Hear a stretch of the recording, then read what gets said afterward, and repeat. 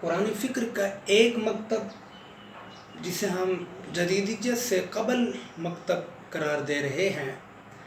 یہ مکتب فکر روایت و درایت پر مشتمل تھا۔ یہ مکتب فکر قرآن کی تعبیر، قرآن کی تشریح، قرآنی الفاظ کے اطلاقات کو اجماع امت کے موقف کے مطابق تسلیم کرتا۔ ان کی تمام تر قرآنی تعبیرات اجماع امت سے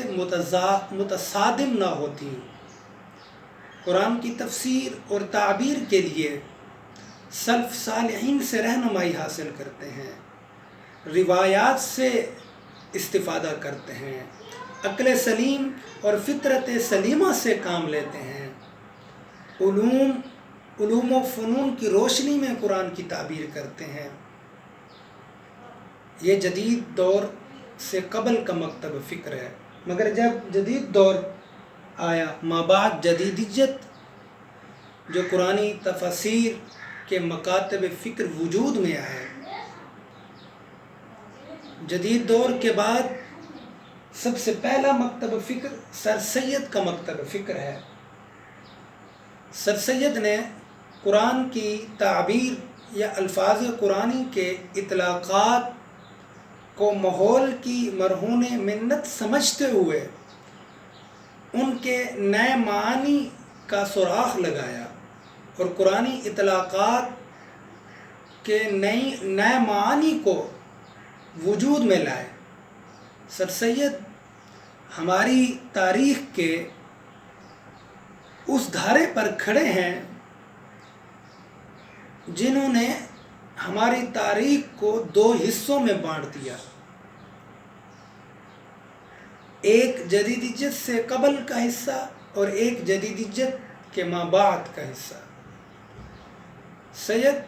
سر سید اپنے تشکیکی مکتب فکر کے ساتھ قرآن کی ایک نئی تعبیر کو وجود میں لانے میں کامیاب ہو گئے۔ اگرچہ یہ نئی تعبیر کے کچھ بنیادی خاکہ ہمیں معتزلہ کی فکر میں میسر آتا ہے، وہاں سے ملتا ہے، مگر اپنی کامل اور درست فارم میں یہ جدیدیت کے مرہون منت یہ مکتب فکر وجود میں آیا۔ اس مکتب فکر کو آگے کئی لوگوں نے بڑھایا، جن میں بنیادی اہمیت کے حامل جناب غلام احمد پرویز صاحب ہیں۔ انہوں نے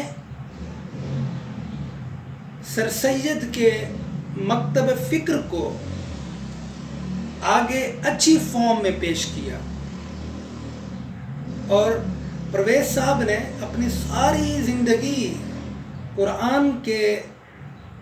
معانی، مفاہیم کے نئے اطلاقات یا الفاظ قرآنی کی نئی تعبیر پیش کرنے میں صرف کر دی۔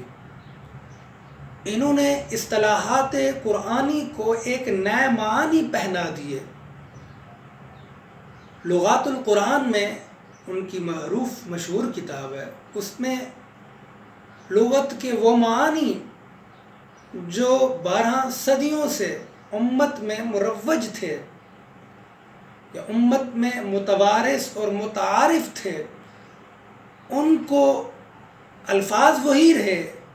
ان کے اطلاقات، ان کے مفاہیم کو جدیدیت کے پائرہ میں تبدیل کر دیا۔ سر سید پرویز نے اپنی مفہوم القرآن یا پھر مطالب القرآن یا اپنے دروس یا دیگر کتابوں میں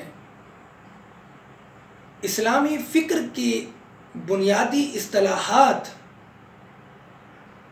یہاں تک کہ نماز، روزہ، زکوٰۃ، حج، ان کی بھی تعبیر کو بدل دیا، ان کے اطلاقات کو بدل دیا، حالانکہ ان کی تعبیر، ان کے اطلاقات پر امت کا عملی اور قولی دونوں اجماع ہے،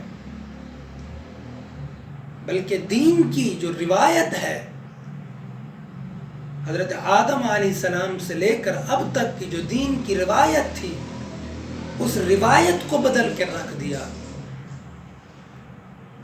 تو بڑا یہ مکتب فکر بہت بہت خطرناک ہے. ان کی قرآنی کاوشوں کا مطالعہ کرتے ہوئے بہت سمجھداری سے کام لینے کی ضرورت ہے تاکہ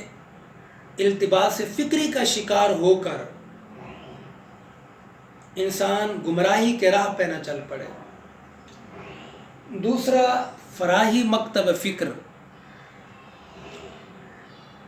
یہ اسلاف سے قریب تر ہے مگر ان کا بنیادی تصور نظم قرآن کا ہے.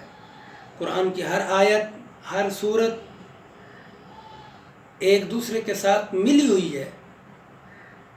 اگرچہ یہ مکتب فکر اپنے دلائل کو مضبوط کرنے کے لیے اسلاف کا سہارا لیتے ہیں. ہاں اس مکتب فکر کی ایک خوبی یہ ہے کہ قرآن کے نظم کو اس انداز سے پیش کیا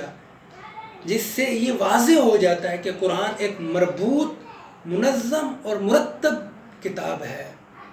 جو اپنے قاری کو اپنے سامع کو کسی بھی مقام پر تنہا نہیں چھوڑتی.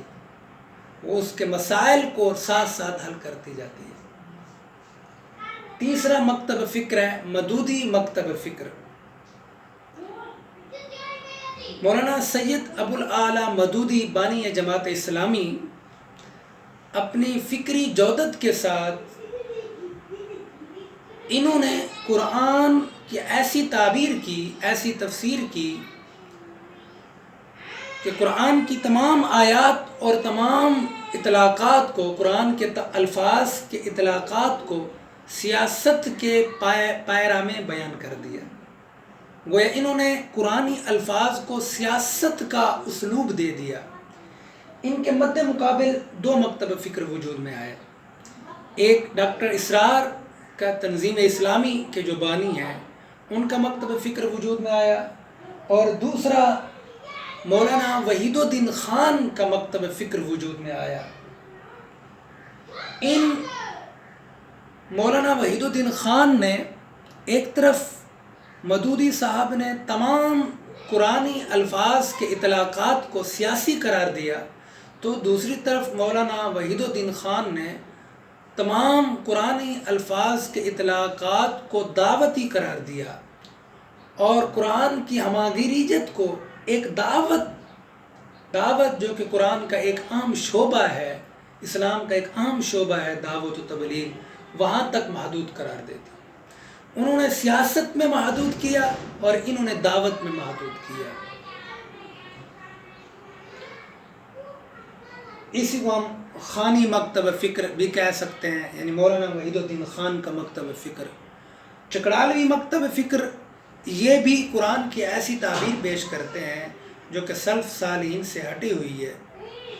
فراہی مکتب فکر سے آگے اصلاحی مکتب فکر پیدا ہوا جس سے مولانا امین احمد اصلاحی صاحب بہت نمایاں نام ہے ان کا اور انہوں نے اپنی تدبر قرآن میں نظم قرآن کا وہ تصور جو ان کے استاد محترم نے پیش کیا تھا اس کو بڑے جامع انداز میں تدبر قرآن میں پیش کرتے ہیں. اور انہی کے شاگرد آگے غامدی صاحب ہیں جو کہ اپنی قرآنی فکر میں اپنے استاد محترم سے کئی مسائل میں مختلف ہیں وہ اختلاف کرتے ہیں. ان کا مکتب فکر فراہی مکتب فکر سے مختلف ہے اگرچہ وہ بار بار یہ کہتے ہیں کہ میں فراہی مکتب فکر سے اپنی فکر کو جوڑتا ہوں اور قرآن کا جو میرا رشتہ ہے جو میرا تعلق ہے وہ فراہی مکتب فکر سے ہے حالانکہ وہ اپنی تشریحات تعبیرات میں فراہی مکتب فکر سے منحرف ہیں. یہ بنیادی مکاتب فکر ہیں جو کہ ما بعد جدیدیت کے اثرات کے نتیجہ میں مکتب فکر پیدا ہوئے اور جو ما قبل جدیدیت کے اثرات کے تحت مکاتب فکر اب موجود ہے جس میں بریلوی مکتب فکر اور دیوبندی مکتب فکر اور اہل تشیع کا مکتب فکر اور جناب سلفیہ کا مکتب فکر، یہ مختلف مکاتب فکر ہیں جو کہ ماقبل جدیدیت کے اصول اور قواعد کے تحت قرآن عظیم کی تفسیر بھی کرتے ہیں، تشریح بھی کرتے ہیں۔ ان میں بھی کئی ایسی چیزیں ہیں ان تمام مکاتب فکر کے اندر جو کہ اصل قرآنی فکر سے منحرف ہیں۔ قرآن نے جو اصل فکر پیش کی،